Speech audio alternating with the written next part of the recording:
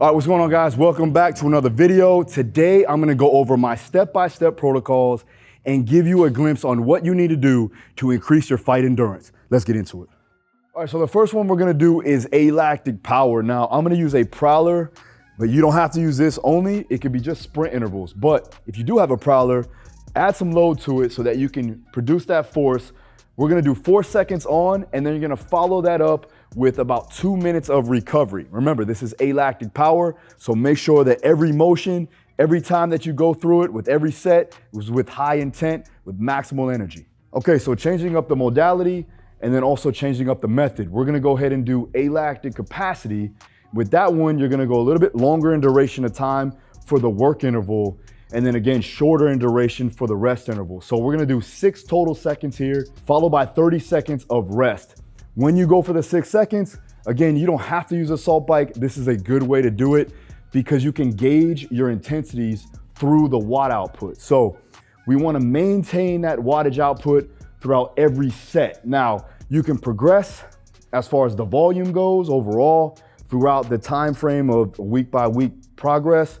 So if you wanted to do a 3-week up, 1 week down, you could do that. Again, we can go deeper into detail on that further, but this is what we would do. All right, changing up the modality again and the method of training, we're gonna move our way on to lactic power. Now, lactic power, a little bit longer in duration of work, but you're also gonna get a good amount of time to recover so that you can repeat that bout of energy. So we're gonna go ahead and do 15 seconds on, high intensity, as hard as possible, with 2 minutes of a break. Let's do it. All right, so now we're gonna move on to our lactic capacity. Now this is gonna be highly demanding. It will take a lot of energy out of you and you're gonna need to recover afterwards. So the rower, we're gonna use that. Constant tension as much as we possibly can. With the push and pull aspect of it, you're gonna get some lower body, but you're definitely gonna get some upper body. You don't need to use the rower. This is something that you can use for a circuit. You could also use this in skill-specific training like we talked about. So lactic capacity, we're gonna do 30 seconds on and 60 seconds off. It's a 1-to-2 work to rest ratio. Make sure that you're doing it with high amounts of energy and maximal intent. Here we go. All right, so we're gonna move our way on to aerobic power. Now, this is where you're gonna be trying to push up your maximum aerobic speed or your VO2 max, one and the same. So make sure that you know your MAS, and you can use that by doing some type of field-based testing where you can do a bleep test or a beep test is what you would call it. And then also you wanna find your VO2 max. So make sure that you can do that at any of your testing sites. Now with this being said, you wanna get to 100% of your MAS as you're doing the 2-minute interval.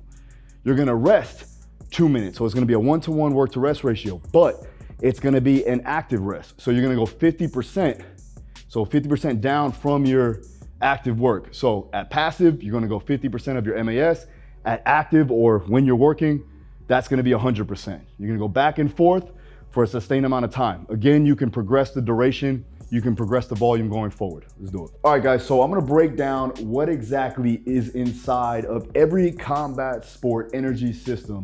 And then we're gonna go ahead and break down what you should be doing for your training to enhance your ability to have endurance, to have the overall capacity to withstand that load and energy outputs, and also muscle stamina. So the conditioning for combat sports, remember, it's a mixed energy system sport, whether it be MMA, jiu-jitsu, kickboxing, Muay Thai, you're using multiple energy systems throughout that given time frame of the actual round or the entire fight. All right, so let's go over the basic 3 energy systems first. First one we have is ATP PC system. That's adenosine triphosphate phosphocreatine system. All right, so your PC system.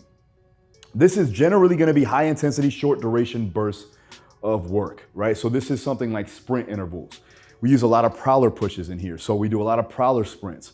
When you're doing some type of short, intense, high energy output, this is what you're primarily utilizing, right? You're gonna be utilizing oxygen in the beginning because you're gonna deplete that oxygen for you to actually contract your muscles and do the movement ahead. So when it comes down to the muscle, it requires a brief period of rest to resynthesize the ATP PC system. So if you were doing some type of interval, that would be 4 to maybe 6 seconds tops, and then you need a long duration of rest to make sure that you're repeating that at a high intensity. Next one is your anaerobic glycolytic system, all right? So This is more moderate to high intensities, usually somewhere around 10, 15 seconds to 2 minutes long. This is where you're gonna be working more that buffering capacity, and I'll talk a little bit more about that in a minute. The energy source that you're gonna be utilizing is glucose from glycogen stores inside of the muscle. So this is where, if you are gonna be training a particular style of workout that utilizes the glycolytic system, you're gonna need to put in some carbohydrates so that you can fuel yourself for the training going further. Okay, and the last one is your aerobic system. So this is low to moderate intensities above 2 minutes long. This is something like your road work, easy runs. It doesn't have to be road work at all. It could be on a assault bike. It could be on a rower. Anything that's gonna maintain a steady flow of work at a lower intensity, right?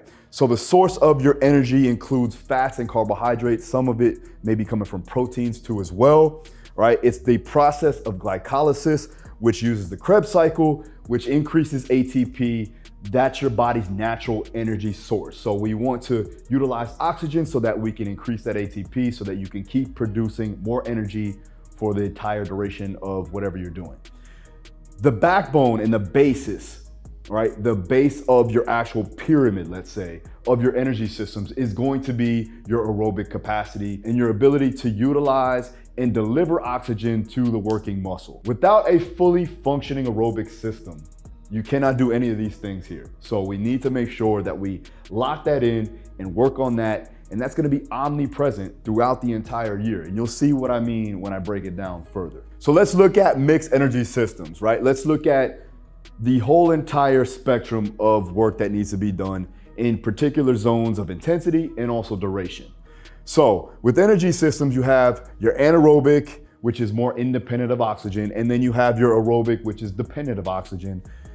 Either way, you're gonna be working in two different styles of that training, whether that be power or capacity. So with anaerobic or O2 independent work, you're gonna be working the alactic or lactic time frames. Now with alactic, you can still work power and capacity, but it's gonna be shorter in duration. So with alactic power, we're gonna be working somewhere around 1 to 6 seconds. This is primarily gonna be your weight training. This is gonna be explosive power movements, right? And that's gonna be followed by a longer duration of rest so that you can recover to repeat those high amounts of power outputs down the line. Now with capacity, you're working somewhere around 7 to 8 seconds. This is something like repeated power movements or plyometric movements, and that's gonna be followed by an incomplete rest because we want to engage or increase our power endurance with that particular work. All right, now, following that with lactic acid or lactate, the power and capacity component with anaerobic, the power work is gonna be somewhere around 8 to 20 seconds. The capacity work, you're looking now at 20 to 60 seconds. And then the difference there is gonna be your rest intervals, right? So your rest intervals are gonna be longer for your power work and shorter for your capacity work, all right? Moving on to your aerobic, oxygen dependent training, power is gonna be 1 to 2 minutes or 2 to 8 minutes, depending on the intensities. And then your capacity is gonna be 8 minutes to 120 minutes. This again is gonna be like your long, slow distance running, your marathon running, things of that nature that is going to be consistent, but at a solid heart rate range that maintains at a lower percentage. All right, so let's take a look at the percentages of contributions of 3 energy systems, right? We talked about them over there, but we have the phosphocreatine system, we have the glycolytic system, which is again a little bit medium in duration, and then we have that fast, high intensity, short bout of energy. So duration of power output, we have that there. So 5 seconds is usually gonna be primarily, like it says here, 85% of your phosphocreatine system, right? Your PC system. It's about 10% of your glycolytic system and only 5% of your oxidative system. Like I said, you still utilize oxygen no matter what you're doing, but it just depends on how much of that are you actually utilizing, right? Now you go ahead, as you go further in duration, right? 10 seconds, now you're looking at 50% on that creatine ATP system, right? 35 on glycolytic, and then 15 for your aerobic. As you go down the line, you'll see it gets closer and closer to more aerobic. So 5 minutes long, whether that is, again, sustainable, not undulated, it's gonna go higher along the lines of oxidative, as long as there's not short bursts of incomplete rest, followed by some type of high intensity bout in between that 5 minutes. Hence the reason why MMA is so mixed. And I'll get into that in a minute. But as you can see, like I said, the further the duration, the more it tips towards oxidative systems. Now, let's flip that. As you can see, let's say mixed martial arts. It's a mixed modality sport. It's also a mixed energy system sport. So in order for us to get improvements in our endurance, in our stamina, we have to work these concurrently throughout the entire year, because let's face it, with MMA and with any other combat sport, they're gonna be training year round and they're gonna be competing multiple times throughout the year. So let's go through it again one more time. The anaerobic system, that's gonna be your power endurance. The glycogen system or the glycolytic system is gonna be your lactic capacity and lactic power work. And then your aerobic work is gonna be the delivery of oxygen so that you can reproduce that ATP like we talked about, okay? Now, let's go over it as if we were getting into a full camp. Now, with any of my fighters, we take a step back and we look at what they are actually lacking, right? Now, I'll get into deeper detail on my podcast, but I do wanna go over the basic layout of what I would do for off camp, for pre-camp, and in camp. Again, if you want a longer format, go ahead and check out the podcast. But let's break it down real simple, all right? As you can see out there, we ran through certain tempos and certain durations of time that match what we're trying to accomplish. Let's look at off camp. The off camp focus points are gonna be, aerobic capacity is gonna be somewhere around 30 to 120 minutes of work. That's sustained throughout a time frame.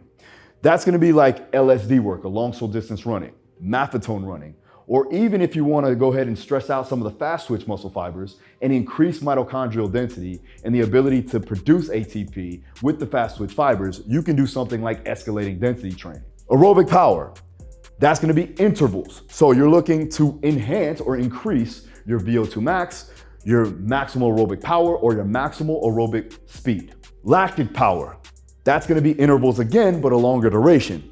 Now, with that being said, that's gonna be put in more so on the tailor end of your off camp. Following that up with pre-camp, now our focus points are still gonna be maintaining aerobic capacity. That's gonna, like I said, is gonna be pretty much omnipresent throughout the year.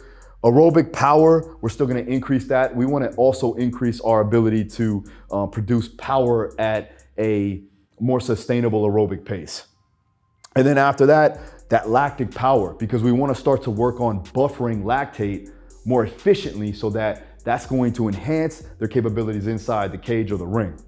Once you get in camp, 8 weeks out, now we're gonna start to transfer over some of the speed of the sport, and they'll also do intervals inside of that duration of time that they're actually gonna be fighting.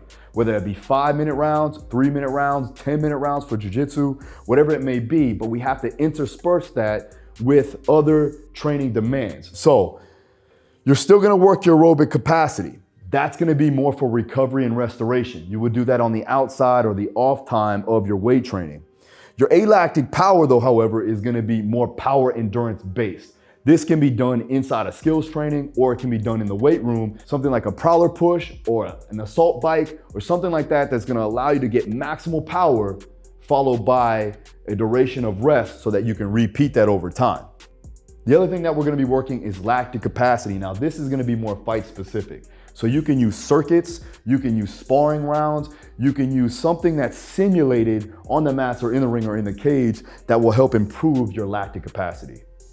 And then the last one is gonna be alactic capacity. Now that's gonna be somewhere, gonna be placed primarily inside the weight room, right? We're gonna be doing short bouts of high intensity followed by incomplete rest. So that can be contrast sets, potentiation clusters, French contrast, things like that.